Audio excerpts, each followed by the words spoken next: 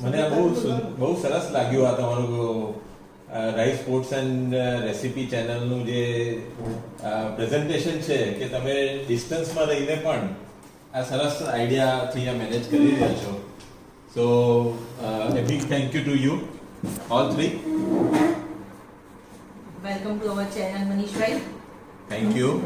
હવે મારે તમારાથી એ પૂછવું છે કે તમે કેટલા વર્ષોથી આ શેર બજાર સાથે જોડાયેલા છો? Actually manage money with Manish મારી જે યુટ્યુબ ચેનલ છે તો મેં હમણાં રિસન્ટલી ચાલુ કરી છે, looking to this lockdown situation, કે ભાઈ આ સિચ્યુએશનમાં કેવું છે કે બધા જ ફ્રી હોય તો થોડુંક લર્ન કરી શકે, એટલે રિસન્ટલી જ આ બધું મેં ચાલુ કર્યું છે. બાકી હું ઇક્વિટી માર્કેટ સાથે એઝ અ હોબી જોડાયેલો છું 1991થી, અને ત્યારથી ઇન્વેસ્ટમેન્ટ સેક્ટરથી હું એટેચ છું. પણ મને બિંગ એન્જિનિયર મને આ ફિલ્ડ વધારે ઇન્ટરેસ્ટિંગ એટલે લાગ્યું કે આ મની એક્સપોનેન્શિયલી મલ્ટીપ્લાય કરી શકે છે, એટલે આ ફિલ્ડથી હું વધારે પ્રભાવિત થયો અને ફાઇનલી મેં ડિસાઇડ કર્યું કે કેમ આને હોબીને પ્રોફેશનમાં કન્વર્ટ ના કરીએ. તો I have decided to do this as a business, અને of course as a help to all the newcomers. તો એટલે મેં મારી જે ચેનલ રિસન્ટલી ચાલુ કરી છે એમાં કદાચ 15-20 વિડીયો મેં અપલોડ કર્યા હશે. એ બધા રિસન્ટ નોલેજ માટેના જ છે કે ભાઈ જે ફર્સ્ટ ટાઈમ બિગિનર્સ હોય એ લોકોને બહુ નુકસાન ના જાય અને સારી રીતે કરી શકે. વેરી ગુડ થોટ મનીષભાઈ. તમારું નોલેજ સમાજને આપવાનું એ બહુ જ સારું કામ છે, પણ મને એ નથી સમજણ પડતી કે ઘણી લેડીઝને એ નથી સમજણ પડતી કે શેર છે શું.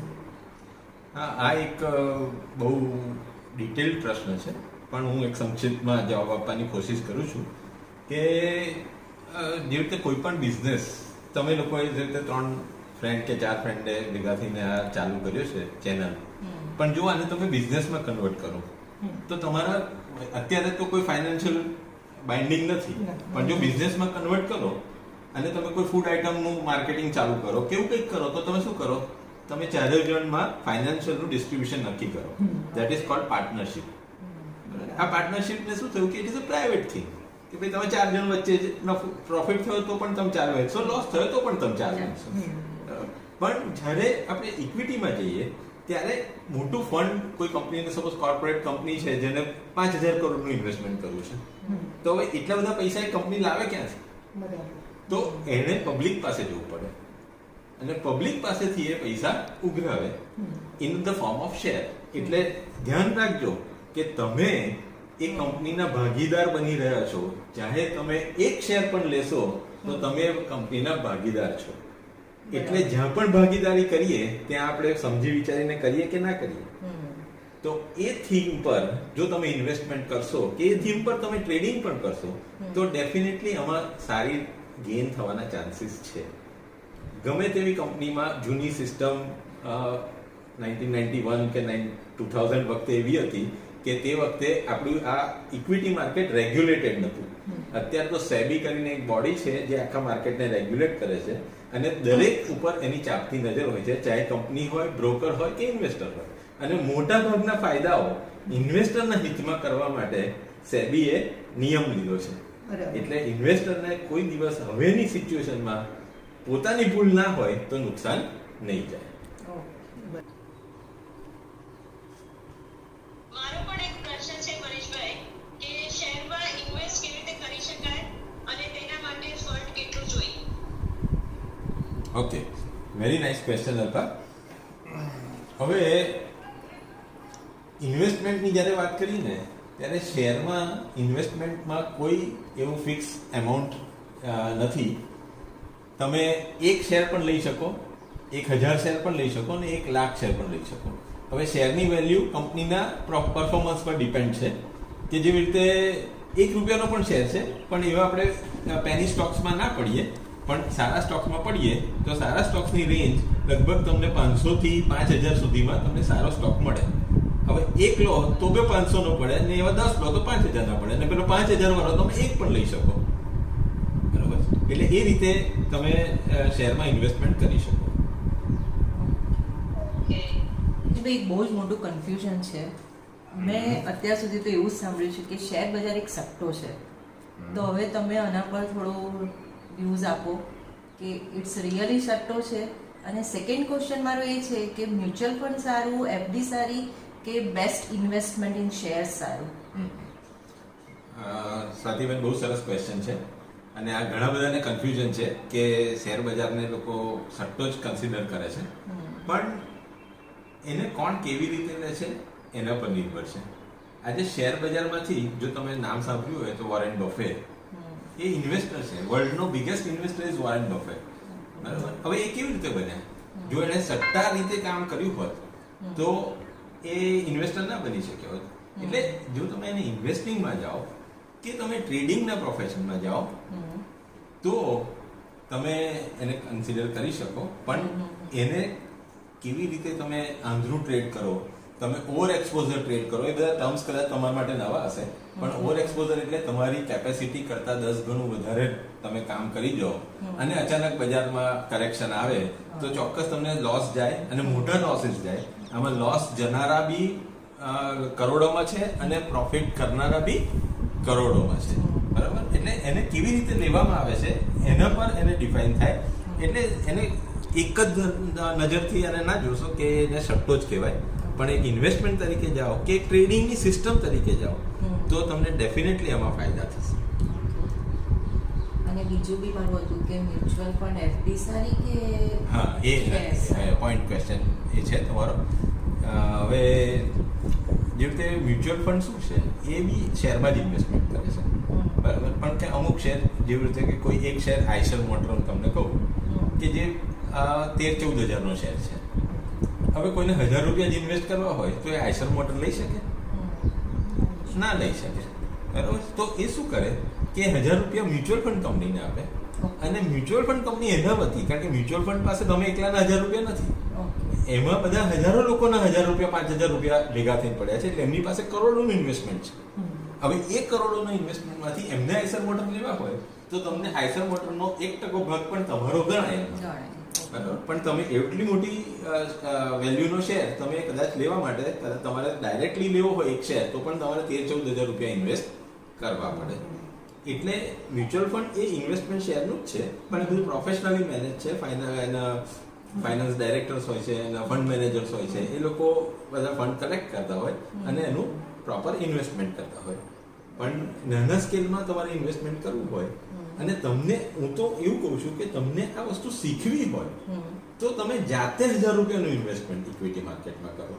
બાકી મ્યુચ્યુઅલ ફંડમાં કરશો તો તમને કશી ખબર ના પડે, એ ઇન્વેસ્ટમેન્ટ જેવું થશે.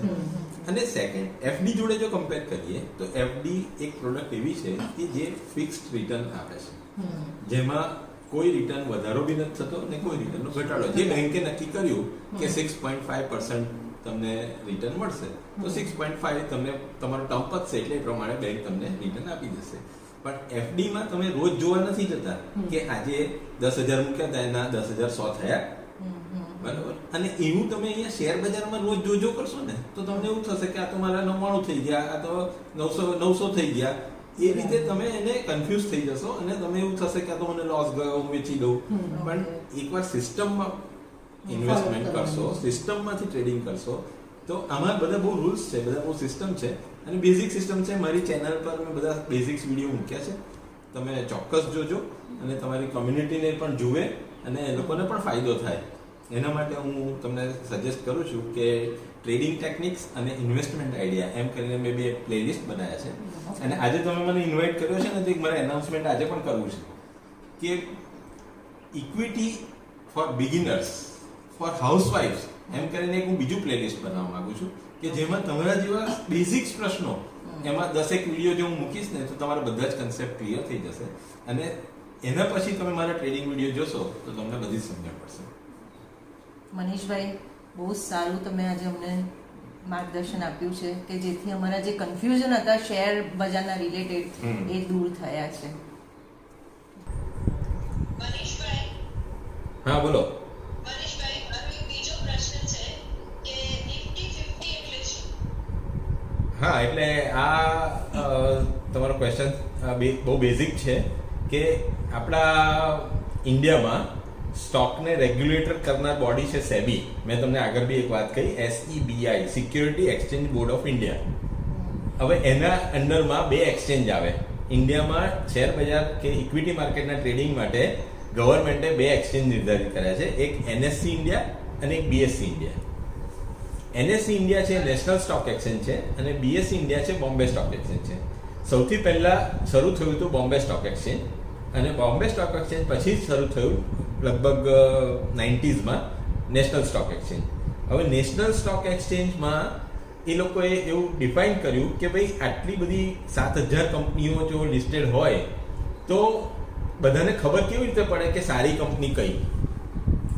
તો એટલા મોટા જંગલમાંથી તમને જો કહું કે ચલો 7000 કંપની છે, તમારે કયો શેર લેવો છે, તો તમે બધા કન્ફ્યુઝ થઈ જાઓ કે ભાઈ આમાંથી હું કયો સિલેક્ટ કરું. એટલે એક્સચેન્જ એવું નક્કી કર્યું કે જે બેસ્ટ પરફોર્મિંગ 50 કંપની છે એને આપણે નિફ્ટી કહીએ. એટલે first top 50 companies of India has been listed under Nifty અને એ નિફ્ટી લિસ્ટ થયું છે NSE ડિફાઇન કરેલું છે. એવી રીતે BSE ડિફાઇન કરેલા 30 શેરનું એક ઇન્ડેક્સ છે, એને કહેવાય સેન્સેક્સ. પણ સેન્સેક્સ એટલે પોપ્યુલર હવે નથી કારણ કે ઇન્ટરનેશનલ લેવલ પર આપણું એક્સચેન્જ NSE છે અને નિફ્ટી આખા વર્લ્ડમાં ટ્રેડ થાય છે. એટલે Nifty is very popular commodity હવે, બરાબર છે. હવે નિફ્ટીમાં એ જે 50 શેર છે, હું તમને એ જ વાત કહેવા માંગુ છું કે તમે એઝ એ હાઉસવાઈફ કે તમે as a new comers invest કરતા હોય તો એ 50 શેરના લિસ્ટ પર જ ઇન્વેસ્ટ કરો તો તમારે એ 7000ના જંગલમાંથી છુટકારો મળી જાય છે. બરાબર છે. બરાબર છે. બરાબર. 3 સ્ટાર્ટ. શેર બજારમાં ડે ટુ ડે ટ્રેડિંગ કરવું સારું કે લોંગ ટર્મ ટ્રેડિંગ કરવું સારું? એટલે લોંગ ટર્મમાં ઇન્વેસ્ટમેન્ટ થાય અને ટ્રેડિંગ શોર્ટ ટર્મમાં થાય.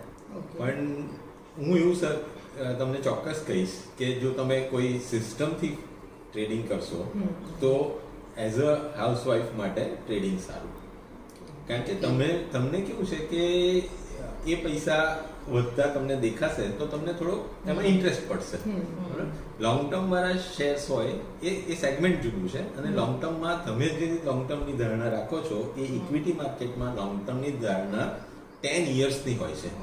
ઓહો 10 yearsની તમારું ઇન્વેસ્ટમેન્ટ જોઈએ તો તમે એમાં તમને ગેઇન મળી શકે. બરાબર.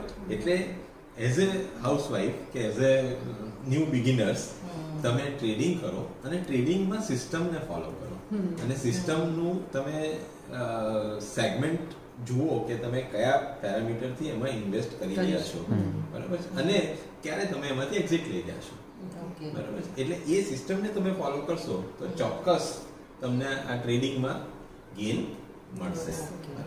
અને જેટલા વધારે ઇન્વેસ્ટ કરીશું કે જેટલા વધારે આવશે એટલો વધારે જ આપણને આગળ શીખવાનો મોકો મળશે. હા. એટલે એ અલ્ટિમેટલી એ જ છે કે તમે આજે હું તમને એ જ કહું છું કે જો તમે ઇન્વેસ્ટમેન્ટ કે ટ્રેડિંગ સિસ્ટમમાં એન્ટર થવા માંગતા હોય તો તમારું બેઝિક સેવિંગ 500,000 રૂપિયાથી ચાલુ કરો. શીખવા માટે એક શેર લો, કેમ 100 શેર લેવા છે. બરાબર. પણ ઘણા હવે જ્યારે શરૂ કરે છે ને ત્યારે ઘણા શરૂઆતના એન્ટ્રી લેવાવાળા વ્યક્તિઓની એવી મેન્ટાલિટી હોય છે કે 100 શેરમાં 100 રૂપિયામાં 100 શેર લઉં કે 100 રૂપિયામાં એક શેર લઉં. બરાબર. પણ 100 રૂપિયામાં 100 શેર લેવા વાળો વ્યક્તિ કે એની મેન્ટાલિટીમાં એવું હશે કે 1 રૂપિયાનો એક શેર પડ્યો હશે અને એ ક્યારે 10 પૈસા થઈ જશે એને ખબર જ નહીં પડે. એટલે કારણ કે એ બધી કંપનીઓના કોઈ ફંડામેન્ટલ નથી, એ બધી કંપનીઓના કોઈ સિસ્ટમ નથી, મેનેજમેન્ટ ખરાબ છે. એટલે એ બધું બહુ વિસ્તારવાળી વાત છે. એટલે મહેરબાની કરીને હું તમને એ સજેસ્ટ કરું છું કે જો એન્ટર થાઓ આ ફિલ્ડમાં તો પહેલી 50 કંપનીઓનું જે મેં તમને સમજાવ્યું કે નિફ્ટી 50, અલ્પાબેને સારો ક્વેશ્ચન પૂછ્યો હતો કે નિફ્ટી 50માં જે 50 કંપની છે એ 50 કંપની પર જ તમે ફોકસ કરી અને એનું ભલે તમને મોંઘો લાગે છે પણ એક લેજો પણ એ જ લેજો. સાચી. મનીષભાઈ, હવે આ ટ્રેડિંગનું નામ સાંભળીને મને એ પણ એક કન્ફ્યુઝન થાય છે કે એઝ એ હાઉસવાઈફ અમે જો ટ્રેડિંગમાં જઈએ તો અમારે કેટલો ટાઈમ ત્યાં સ્પેન્ડ કરવો પડે? કારણ કે હાઉસવાઈફ હોય એટલે ઘરમાં કામ પણ ઘણા બધા હોય એટલે એવું તો હોય નહીં કે અમે સ્ક્રીનની સામે બેસી રહીએ. તો અમે કેટલો ટાઈમ એમાં સ્પેન્ડ કરવો પડે છે બહુ અમારે? સરસ ક્વેશ્ચન છે સ્વાતિબેન. આ મને ધ્યાનમાં ના આવ્યો કે તમારો ડાઉટ એકદમ પરફેક્ટ છે કે ઇન્ટ્રાડે એક સેગમેન્ટ એવું છે કે જેમાં તમારે 100% સ્ક્રીનની સામે બેસી રહેવું પડે. એટલે તમે ઇન્ટ્રાડેમાં જશો નહીં. તો નોટ પોસિબલ. અને ઇન્ટ્રાડે તમારા માટે કામનું જ નથી, કારણ કે એના માટે તમારે સ્ક્રીનની સામે 9 થી 3:30 સુધી બેસવું પડે અને એ સ્વાભાવિક છે, પોસિબલ નથી. પણ બીજો ઓપ્શન છે એમાં સ્વિંગ ટ્રેડિંગ. સ્વિંગ ટ્રેડિંગ એટલે શું કે આજે તમે કોઈ શેર લીધો અને 4-5 દિવસ પછી વેચી દીધો. બીજો ત્રીજો ઓપ્શન છે એમાં પોઝિશનલ ટ્રેડિંગ, કે તમે આજે શેર લીધો અને 2-3 મહિનામાં વેચી દીધો. બરાબર? દરેક એની સિસ્ટમ છે કે કયો શેરને સ્વિંગ ટ્રેડિંગમાં લેવાય, કયા શેરને પોઝિશનલ ટ્રેડિંગમાં લેવાય. બરાબર? એના માટે તમારે એનો બેઝિક્સ ચાર્ટ્સ છે, એ ચાર્ટ્સ તમને મારા પેલા ચેનલના વિડીયોઝમાં તમને મળી જશે. તમે જોજો, એનાથી તમને આખી ટ્રેડિંગ સિસ્ટમ ખબર પડશે. બરાબર? આ એક એડવાન્ટેજથી શું થશે કે તમે 4-5 દિવસમાં ઇન્વેસ્ટ કરો એટલે તમારું શું કામ છે કે તમારું એકાઉન્ટ આમાં જ્યાં પણ હોય ત્યાં ગાડી તમે ફોન કરો બ્રોકરને કે ભાઈ મારે હિન્દુસ્તાન લીવર એક શેર લેવો છે, શું ભાવ છે? તો એક 1700 કે 1800 રૂપિયા જે પણ ચાલતો હોય. બરાબર? એ પ્રમાણે તમે એ શેર બાય કરી લીધો. બરાબર? હવે તમને એવું છે કે ભાઈ મારે 4 દિવસ કે 5 દિવસ રાખવાનો છે સિસ્ટમ પ્રમાણે, અને સિસ્ટમને ફોલો કરજો જ. અને સિસ્ટમ એ કે ભાઈ હવે તમારે નીકળી જવાનું છે, તો પછી તે વખતે 2000 કે 2100 જે પણ ભાવ હોય એમાં તમે એને એક્ઝિટ લઈ લો. બરાબર? એમાં તમારે કામ કેટલું? 5 મિનિટ બ્રોકરને શેર લેવા વખતે ફોન કરવાનો અને 5 મિનિટ બ્રોકરને શેર વેચવા માટે ફોન કરવાનો. એટલે એટલી સિમ્પલ સિસ્ટમ છે.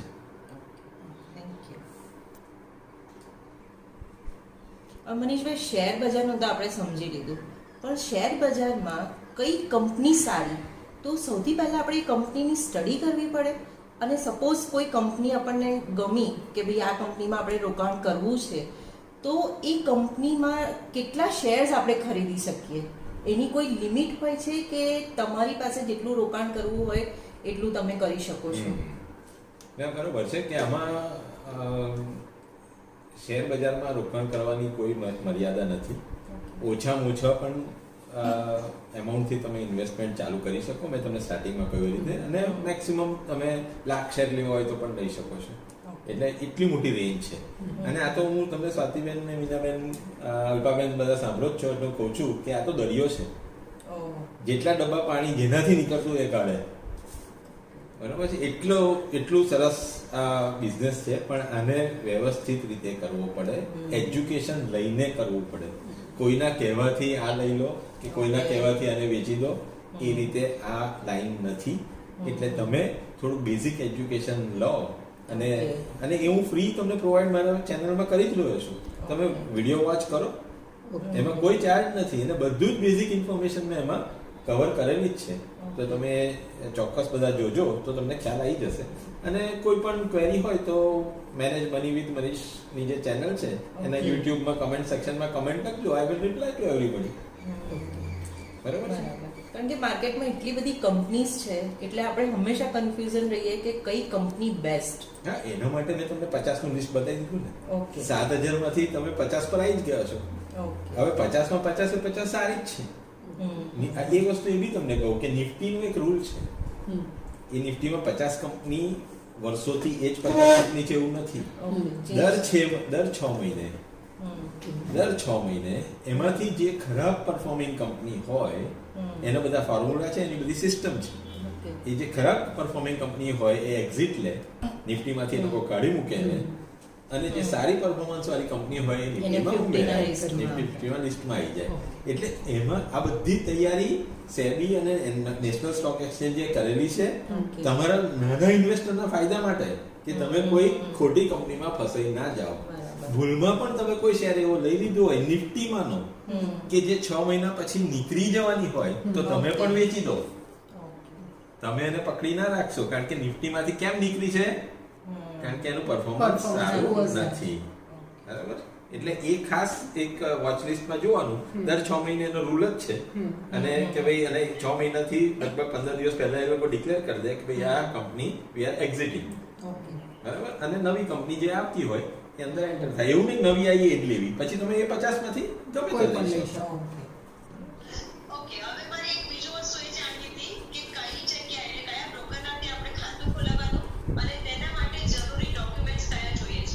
હા, ફ્રેશર્સ માટે સારો ક્વેશ્ચન છે અને બધા માટે જરૂરી છે. એટલે આમાં એવું છે કે જે પણ નેશનલ સ્ટોક એક્સચેન્જના બ્રોકર છે એ બધા જ કમ્પલસરી રજિસ્ટર્ડ છે. એમને લગભગ 7 એક્ઝામ આપવી પડે છે, ત્યારે એમને બ્રોકરેજનું લાયસન્સ મળે છે. અને એ લાયસન્સ મળ્યા પછી એમને બ્રોકરશીપ આપી નથી દેવાતી. એના માટે એ લોકોએ લગભગ નેશનલ સ્ટોક એક્સચેન્જમાં 50 લાખથી 1 કરોડ રૂપિયા ડિપોઝિટ કરવા પડે છે. અને એ ડિપોઝિટ એના જ માટે એક્સચેન્જ લે છે કે કોઈ બ્રોકર મિસચીફ ના કરે કોઈના એકાઉન્ટ સાથે અને કોઈના શેર વેચી દે અને પૈસા એ લઈ લે, એવું બધું ના થાય. એના માટે આ સ્ટ્રિક્ટ નિયમો બનાવાયા છે. અને બ્રોકરને ક્લચમાં રાખવા માટે એક્સચેન્જના, કે એ કોઈ જોડે મિસચીફ ના કરે. એટલે કોઈ પણ બ્રોકરને ત્યાં તમે ખોલાવો, કોઈ એનો પ્રોબ્લેમ નથી. અને એકાઉન્ટ ખોલાવ્યા પછી મેં તમને કહ્યા કે ભાઈ એક તો તમને તમારો આધાર કાર્ડ જોઈશે, તમારું પાન કાર્ડ જોઈશે, એ બધા એના બેઝિક ડોક્યુમેન્ટ છે. તમારો ફોટો જોઈશે, તમારું નોમિનેશન જોઈશે, તમે કોને નોમિનેટ કરો છો એની ડિટેલ જોઈશે. અને આ બધી જે બેઝિક ઇન્ફોર્મેશન તમે બ્રોકરને પ્રોવાઈડ કરશો, બ્રોકર એનું એક ફોર્મ આપશે, એ ફોર્મ પર સાઇન કરશો એટલે એનું એને કહેવાય ડીમેટ એકાઉન્ટ. એટલે ડીમેટ એકાઉન્ટ ખોલી જશે અને ડીમેટ એકાઉન્ટ ખુલશે એટલે તમને એક એવી પાસબુક, બેંકમાં જેવી પાસબુક હોય છે એવી પાસબુક મળશે. તમે બેંકમાં 1000 રૂપિયા ભરાવો એટલે 1000 રૂપિયા ડિપોઝિટ થાય, બરાબર. બેંકમાંથી 1000 રૂપિયા વિડ્રો કરો એટલે તમને પાસબુકમાં લખીને આપે કે 2000 રૂપિયા ઉપાડી લીધા. એવી રીતે શેરનું પણ એક ખાતું બનશે કે તમે એક શેર લીધો એ હિન્દુસ્તાન લીવરનો તો તમારામાં જમા બતાવશે, અને તમે વેચી દીધો તો તમારામાં ઉધાર બતાવશે. પછી બેલેન્સ તમારું 0 થઈ જશે. એટલે બહુ જ સિમ્પલ અને ઓનલાઈન સિસ્ટમ છે. અને હવે શેર બજારથી જે પાછલી પેઢીમાં જે બીક હતી કે શેર બજાર, તમે સ્વાતિબેને પૂછ્યું ક્વેશ્ચન કે સટ્ટો છે, એ બધા પાછલી પેઢીના થોટ્સ હતા. અને એ લોકોને હજુ પણ એવું જ છે કે ભાઈ આ શેર બજાર એક સટ્ટો જ છે, બરાબર. પણ એવું હવે નથી. હવે બહુ જ રેગ્યુલેટેડ છે અને બધા બહુ જ ચેકલિસ્ટ છે. એટલે કોઈ પણ આ બિઝનેસમાં મિસચીફ ના કરી શકે. અને અત્યારે તો સેબી એવો નિયમ આવ્યો છે, તમને સરપ્રાઈઝ થશે હું જણાવીશ તો, કે કોઈ પણ તમે સપોઝ કોઈ બ્રોકરને ત્યાં 5000 રૂપિયા ભર્યા કે 6000 રૂપિયા ભર્યા અને તમે શેર 3 મહિના સુધી ના લીધા, તો સેબીનો નિયમ છે કે એ પૈસા પાછા તમારા જે એકાઉન્ટમાંથી આવ્યા હોય એમાં મોકલી દેશે. નહીં તો બ્રોકરને 20% પેનલ્ટી લાગે છે. હા, એટલે બ્રોકરે તમને કમ્પલસરી એ રાખી ના મૂકે. એ પૈસાનો એ કોઈ પણ રીતે 1 રૂપિયો પણ યુઝ ના કરી શકે. એ 3 મહિના સુધી જો તમે ના લીધા તો એ તરત રિફંડ તમારા જે બેંક એકાઉન્ટ તમારું લિંક હશે એમાં પાછા આવી જશે, બરાબર. એટલું સેફ છે. અને અત્યારે નાના ઇન્વેસ્ટર માટે તો બહુ જ મનીષભાઈ, આ પોઈન્ટ આપણે સારો ડિસ્કસ કર્યો. એટલે હાઉસવાઈફ અને જે આપણા બિગિનર્સ છે આમાં ઇન્વેસ્ટ કરવા માટે, તો એ લોકોને ડર નહીં રહે કે આપણે કોઈ ખોટી જગ્યાએ ઇન્વેસ્ટ નથી કરી રહ્યા. સાચી વાત છે, બિલકુલ સાચી વાત છે અલ્પા. તે બહુ જ સારો ક્વેશ્ચન પૂછ્યો છે અને એક બહુ જ સારો પોઈન્ટ આપણી સાથે ડિસ્કસ કર્યો છે મનીષભાઈએ, કે જેનાથી હવે આપણને ટ્રસ્ટ આવશે કે આપણે પણ શેર બજારમાં ઇન્વેસ્ટ કરીએ કે જેનાથી આપણને સારોથી સારો પ્રોફિટ મળી શકે અને આપણે જે બચત કરીએ છીએ હાઉસવાઈફ એ સારી જગ્યાએ ઇન્વેસ્ટ થઈ રહી છે. Thank you Manishbhai. ઓકે. મનીષભાઈ, આપણે શેર જે લીધા હોય તો એ વેચીએ એટલે કયા ખાતામાં એક તો પૈસા આવે અને કેટલા સમયમાં તે પાછા મળે છે તે જાણો. ઓકે. હવે શેર બજારમાં ઇન્વેસ્ટમેન્ટ કરવું હોય ને તો સૌથી પહેલું તમારે ડીમેટ એકાઉન્ટ જોઈએ. ડીમેટ એકાઉન્ટ એક બેંકમાં, તમે જ્યારે બેંકમાં કેવું ખાતું ખોલાવો છો પૈસા માટેનું, સેવિંગ એકાઉન્ટ, એવું સેમ એકાઉન્ટ તમને ઇક્વિટી માર્કેટમાં ખોલાવવું પડે. અને ઇક્વિટી માર્કેટમાં ખાતું ખોલાવવા માટેની જે જગ્યા છે એ કોઈ પણ બ્રોકરને ત્યાં તમારે કરાવવી પડે. હવે એ બ્રોકરને તમે ખાતું ખોલાવો એટલે બ્રોકર તમારો એક બેંક એકાઉન્ટ નંબર જેમાંથી તમે પૈસા ચૂકવશો શેર લેવા માટેના, એ બેંક એકાઉન્ટ નંબર લિંક કરશે. એટલે એમાં શું થશે કે એ જ એકાઉન્ટ નંબરમાંથી પૈસા તમારે બ્રોકરને પે કરવાના અને જ્યારે તમે શેર વેચશો ત્યારે એ જ એકાઉન્ટમાં પૈસા પાછા આવશે. અને એમાં કોઈ પણ શેરના ટ્રાન્ઝેક્શનમાં T+2 નો લગભગ નિયમ હોય છે. એટલે ટ્રાન્ઝેક્શનના દિવસ પછી 2 દિવસ, એટલે 2 દિવસ ટ્રાન્ઝેક્શન કર્યું હોય અને 2 દિવસ પછી તમને પૈસા પાછા મળી જાય વેચો એટલે.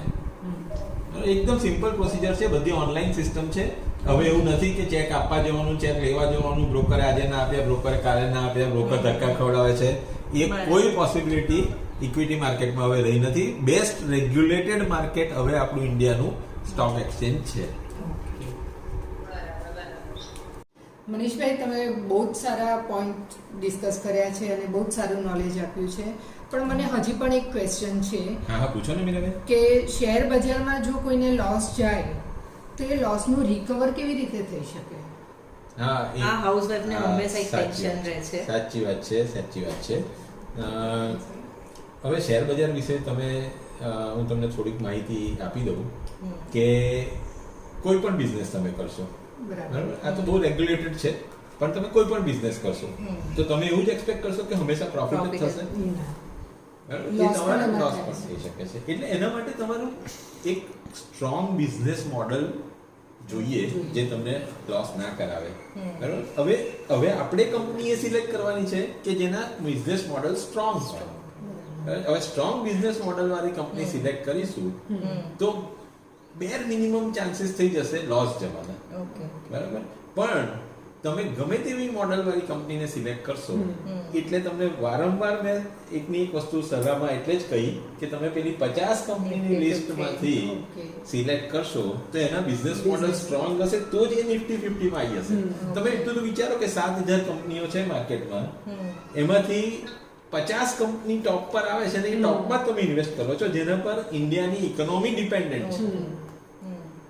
હવે એવી કંપની જો તમને લોસ કરાવે કોઈ વાર, બરાબર, તો હવે લોસમાં પણ બહુ સિસ્ટમ છે આપણી કે ભાઈ લોસને જે રીતે હમણાંનો રિસન્ટલી ફોલ, તમે કદાચ તમને નથી ખબર, તમે બધા બિગિનર્સ છો, પણ રિસન્ટલી અત્યારે નિફ્ટી 12,400 થી ફોલ થઈ ને 8,000 સુધી આવી ગઈ